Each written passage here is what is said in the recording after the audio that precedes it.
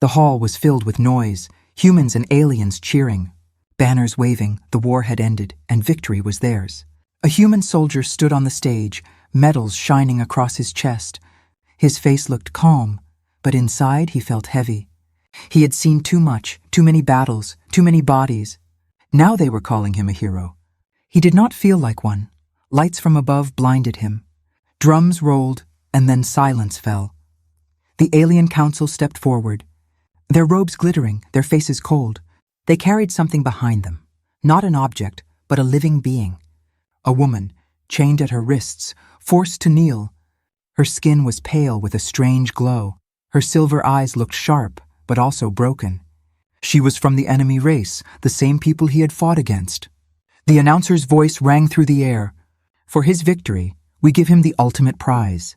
A slave of alien blood. The crowd erupted again. Clapping, cheering, shouting his name, the soldier did not move. His eyes locked on the woman. She did not beg. She did not cry. She only stared. As if daring him to claim her, around him voices grew louder. Soldiers smiled, leaders nodded. They expected him to take the reward. They expected him to smile and accept the honor. Inside his chest, anger burned. He had fought for survival, for his people, not for this. The chains rattled as the alien woman lifted her head. For a moment their eyes met. In that instant, he saw not an enemy, but someone broken, someone trapped. The council leader leaned forward. "Take what is yours, hero," he said. The soldier clenched his fists. His lips were dry. He could feel every eye in the hall pressing on him.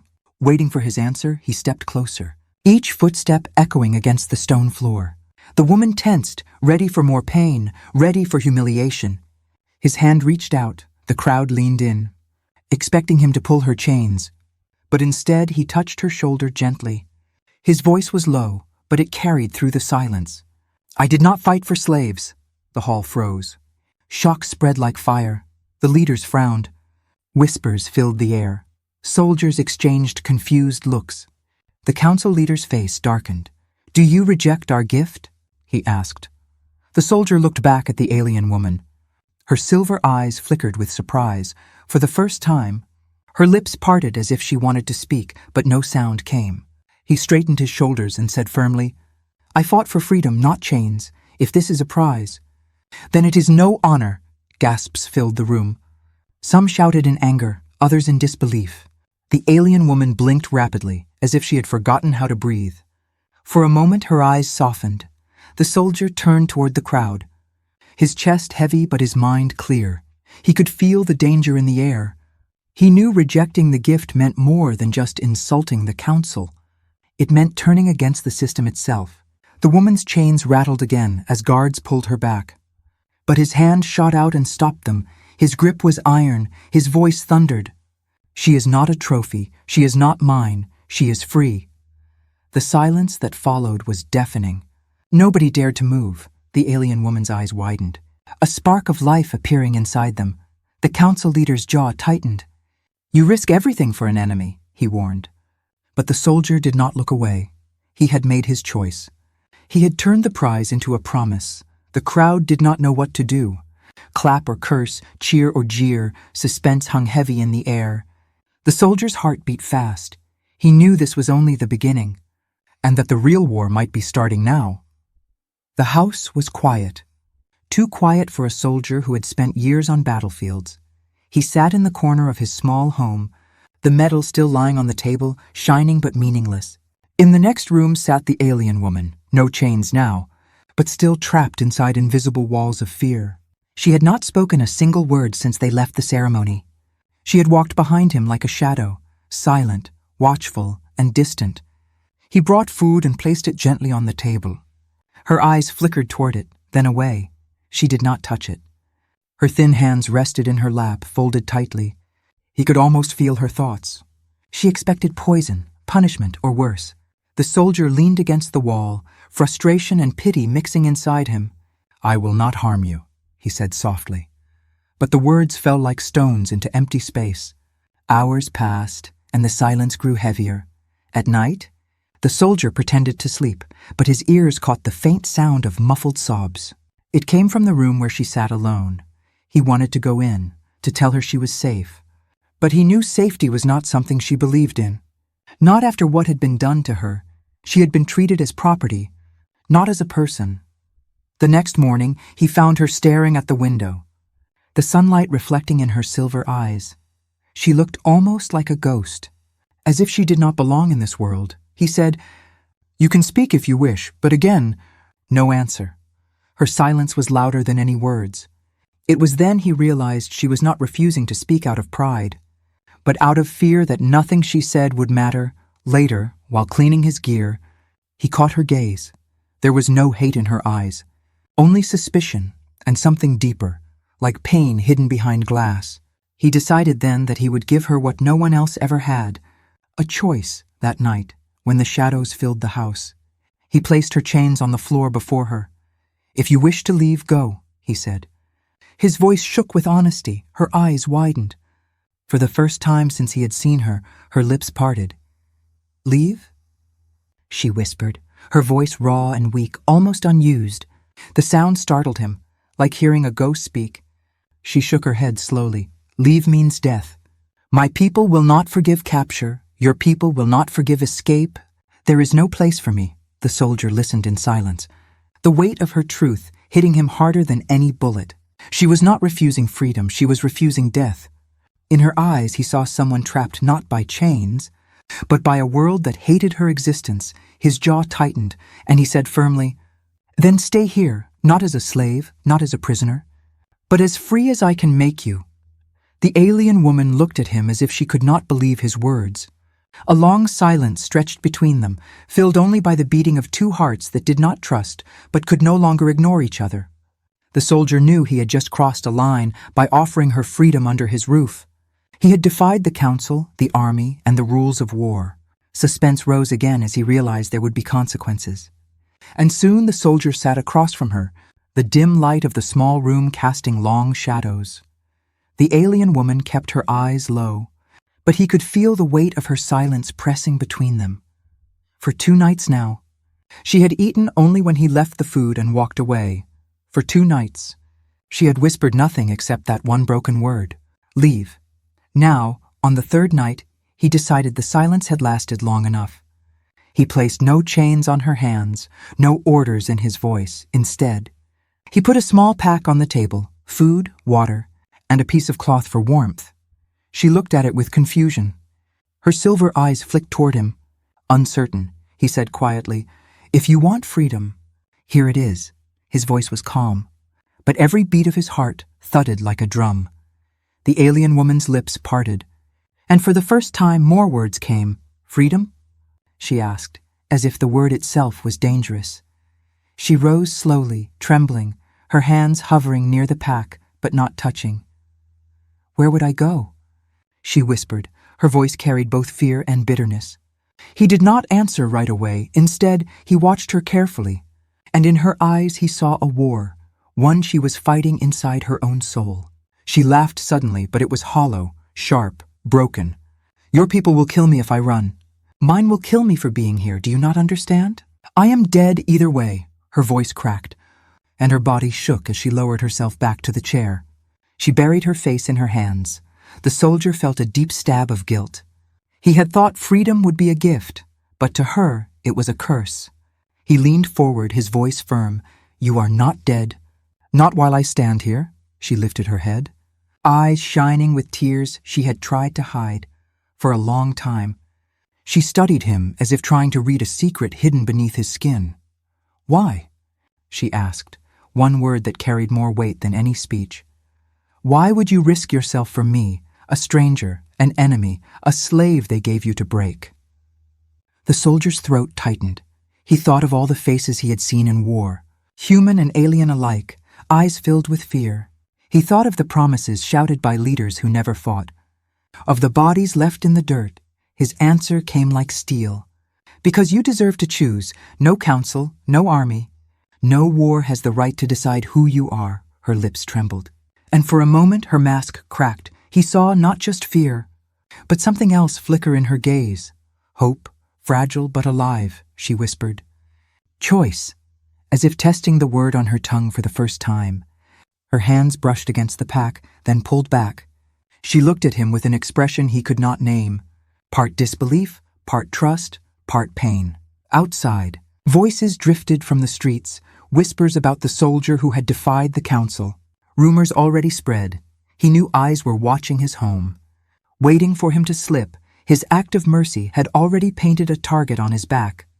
But when he looked at her, he did not regret it. In her gaze, he saw the spark of a story that had not ended, only begun. The room grew quiet again, but this time it was not heavy silence. It was something else, fragile and tense. Like a string pulled too tight, the soldier realized he had stepped into a storm where one wrong choice could destroy them both. And yet, for the first time in years, he felt his heart alive, beating for something greater than war. The soldier's home had never felt so exposed. Neighbors passed by slower than usual, their eyes peeking through windows, whispers spreading like smoke.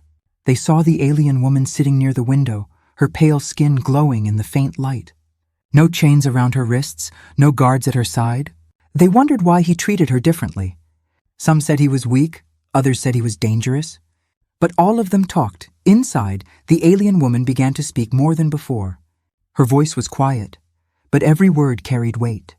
She told fragments of her story, not all at once, never the full truth, but enough to give shape to her pain. She had not always been a slave. She had once walked in great halls, daughter of a leader who had commanded armies. But when her people lost, they gave her up as punishment. "They feared me more than they hated you," she whispered.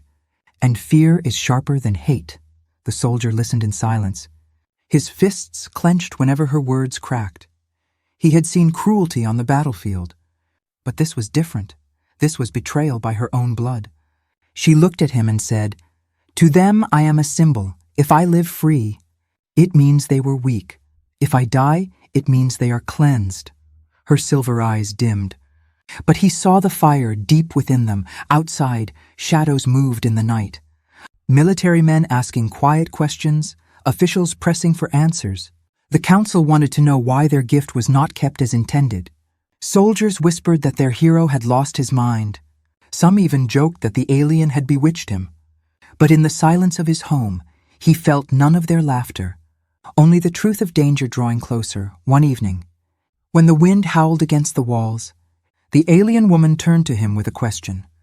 "Why do you protect me still? You have nothing to gain, only everything to lose." Her words were sharp, but her voice trembled, as if she was afraid of his answer. The soldier leaned forward, his eyes steady. "Because no one else will. And because I see who you are, not what they call you." For a long time, she did not speak. Then slowly she opened her hand, showing scars etched across her palm, marks of chains that had dug deep into her skin. "These are my past," she said. "But you keep looking at me as if I am more than these scars." He nodded once, not with pity, but with conviction, and she turned her face away, hiding tears that refused to fall. But the peace did not last. That night, he heard boots outside, the sound of metal striking stone. He peered through the window and saw figures in dark uniforms, watching but not yet knocking. His chest tightened. He knew what it meant. The council was no longer satisfied with whispers. Soon they would act. Soon they would take her back, or worse. The alien woman sensed it too. Her voice broke the silence. "You cannot fight the council. They will crush you. They will crush us both." Her words carried despair. But underneath was something else, almost a plea. The soldier turned from the window. His face set. "Then let them try," he said. His voice was low, steady, carrying a promise heavier than any oath. The shadows outside grew thicker. The walls of his home felt smaller, and yet, between the soldier and the alien woman, a strange bond had formed, fragile but unbroken. As the world closed in around them, they both understood one thing. Neither was truly alone anymore. Suspense grew sharper. Because the past she carried and the enemies he defied were about to collide in ways neither could escape. The knock came at midnight, hard and sharp. It rattled the door like thunder. The soldier had been awake. Cleaning his rifle in silence, he froze, his hand tightening on the weapon. The alien woman sat up from the corner where she had been resting. Her silver eyes wide with fear, she whispered, "They have come." and her voice carried no doubt. Only certainty. The soldier stood slowly, his boots heavy against the floor. Outside, more footsteps gathered, the sound of many soldiers surrounding the house. He moved to the door, but before opening, he turned to her. "Stay behind me." "No matter what happens," his voice was steady, but his eyes burned with fire. She nodded, though her body trembled.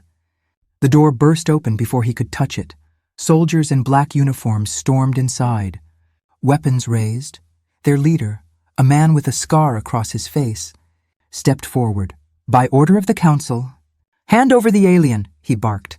His tone carried no room for debate. The soldier's jaw tightened, his fingers gripping his rifle. "She is not yours to take," he answered. The room went cold. Every soldier raised their gun at him. The alien woman pressed back against the wall, her breath sharp. Her eyes moved between the men and the human who stood to protect her. She had never seen anyone defy power for her, not once, not ever. Her chest ached, as if something inside her was breaking free. The scarred officer smirked. "You think you can stand against us alone? Hand her over, or we burn this place to the ground." His men shifted. Ready to fire, the soldier took a single step forward, his rifle aimed but not yet fired. "You call me a hero," he said, his voice echoing in the small house. "But what kind of hero would I be if I surrendered someone to chains?" Tension snapped. The first soldier lunged forward. The fight erupted like fire in dry grass. Gunfire roared. Glass shattered. Wood splintered. The soldier moved like a storm. Trained hands striking, shooting, dodging. His body ached. But his fury kept him alive. The alien woman ducked low, covering her ears. Every sound a reminder of years of captivity. Yet when she peeked up, she saw him still standing, still fighting for her, and it lit something inside her chest. The scarred officer rushed forward, swinging his blade. The soldier blocked with his rifle, the clash ringing in the air. They fought close, brutal and desperate. Sparks flew as steel met steel. The alien woman's voice cried out, "Behind you!" And for the first time, her words saved him. He spun, striking down another soldier before the blade could reach his back. But there were too many. The house filled with smoke and screams. Blood streaked the floor. The soldier's breaths came hard and fast. He grabbed her wrist and pulled her toward the back door. "We can't hold this place," he shouted. His grip was strong, unyielding. She hesitated, looking back at the chaos. "If you run, you will be hunted," she warned. But his only answer was, "Then let them hunt." They burst into the night, the cold air biting their skin. Behind them, the house burned, flames licking into the sky. Soldiers shouted, chasing into the darkness. The soldier and the alien woman ran through broken streets, their footsteps echoing against ruins, hearts pounding, lungs burning. They ran as if the whole world was on their heels. The alien woman stumbled but did not fall. His hand held her steady. Her eyes caught his for just a moment, and she whispered words he had never expected. "No one has ever fought for me like this." Her voice shook, but her gaze was fierce. The soldier tightened his grip. "Then we fight together now," he answered. The night swallowed them. The fire of his home burned behind, and the fire of something new burned between them. They had crossed the breaking point. There was no going back, only forward. Suspense hung heavy in the darkness. For now the hunted had chosen not to surrender, but to rise. The ruins of the old city stretched like a graveyard, broken towers leaning into the night sky. The soldier led her through crumbled streets, his hand firm on her wrist until he was sure they were safe. At last, they slipped into the remains of a collapsed building, shadows hiding them from searching eyes. Their breaths came hard, the sound echoing against stone. For the first time since the fight, silence returned, but it was not peaceful. It was sharp, heavy, filled with the weight of what they had lost. His home was ash, his name now cursed, her life now bound even tighter to his. The alien woman sat against a wall, her knees drawn up. She watched him clean his weapon with steady hands. She finally spoke. "You should have left me." "You lost everything." The soldier looked up, his eyes hard but calm. "I lost nothing worth keeping. They burned my house.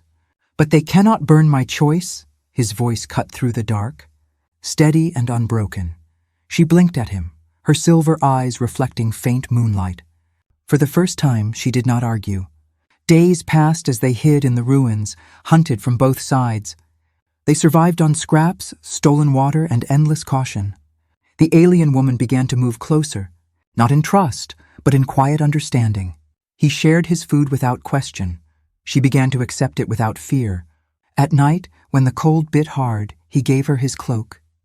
At dawn, she whispered strange alien words, teaching him their meaning one evening. As firelight flickered between them, she asked softly, "Why do humans sing?" He raised his head, surprised. She added quickly, "I heard you once humming." "When you thought I slept," he gave a small smile, the first in weeks. "Because songs remind us we are alive." She listened as he hummed again. The low sound strange yet gentle for the first time. Her lips curved into something almost like a smile. But peace was fragile. The hunters came often, shadows moving in the streets, drones humming overhead. Each time they escaped by inches, each time their trust grew stronger. He began to move as if her life was his own. She began to stand at his side, not behind. She was no longer silent. She warned him of dangers, guided him through ruins. Her voice was sharp now, her spirit burning back to life. One night, as rain fell heavy, they took shelter in a broken hall with shattered glass windows. He was checking his rifle when she said suddenly, "You are no longer a soldier. You are a fugitive." He looked at her, waiting, her voice softened. "And yet you protect me as if I am worth more than a medal. Why?" His answer was quiet but fierce. "Because you are. You were never a prize. You are a person. And I would rather die a traitor than live a hero with chains on my hands." His words struck her like fire. Her chest tightened. She turned away, but he saw her shoulders tremble, not with fear this time, but something deeper.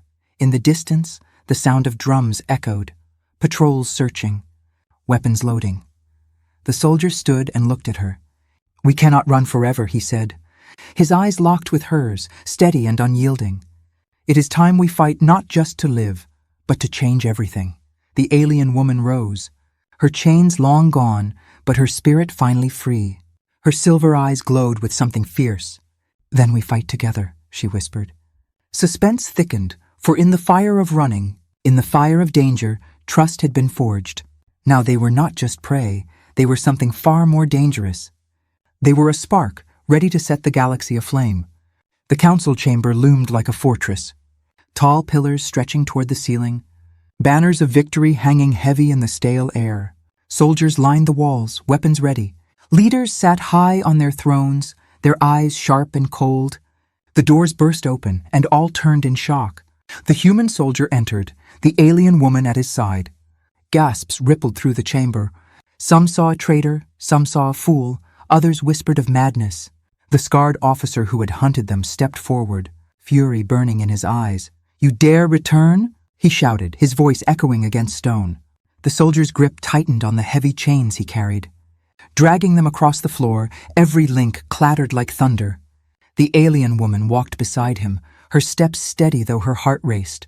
She had dreamed of this place many times, dreamed of her people judging her, condemning her. Now she stood here, not in chains, but free. Her silver eyes glowed as they swept across the leaders who once decided her fate. The soldier stopped in the center of the chamber.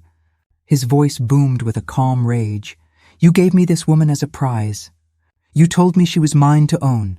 Today I return your gift." With one motion, he hurled the chains to the ground. The metal echoed like a storm, rattling against the stone floor. Silence crushed the chamber. The council leader rose, his robes trembling with anger. "You insult us! You betray the honor of victory. You choose an enemy over your people." His words cut sharp. But the soldier did not flinch. He raised his head and answered, "A hero does not own another life. A hero frees it. If this is betrayal, then I am proud of it." The alien woman stepped forward, her voice carrying across the hall. Strong and steady. "I am no prize, I am no slave. I am a daughter of a broken world, and I will not bow again." Her words cut through the silence like a blade. The soldiers along the wall shifted uneasily. Some lowered their eyes, unsure of where to stand. The scarred officer sneered. "Kill them both," he ordered. But before the weapons could rise, the alien woman lifted her hand. Her voice thundered with power. To my people who hear this, to those who hide in shame, know this, I live free, and I will never again walk in chains. Her voice carried beyond the chamber, carried through the halls, carried to the ears of those who once abandoned her. A murmur rose, then a wave of voices. Some soldiers hesitated. Others refused to aim their weapons. The chamber cracked under the weight of defiance. The soldier placed his hand on her shoulder, steadying her. His voice joined hers. We will not be slaves to your war, not human, not alien, not anyone. The war ends here with choice. With freedom, the council leader's face paled. Fury turning to fear, he realized the truth too late. It was not just two rebels standing before him. It was the beginning of something far greater, chains broken in the heart of the Empire. The alien woman and the human soldier stood together, side by side, and the galaxy itself seemed to hold its breath. Suspense grew heavy, for this was no ending. This was the spark of a revolution. One choice had rewritten fate. One soldier had turned a prize into a promise, and one alien woman had turned silence into a voice that could shake worlds.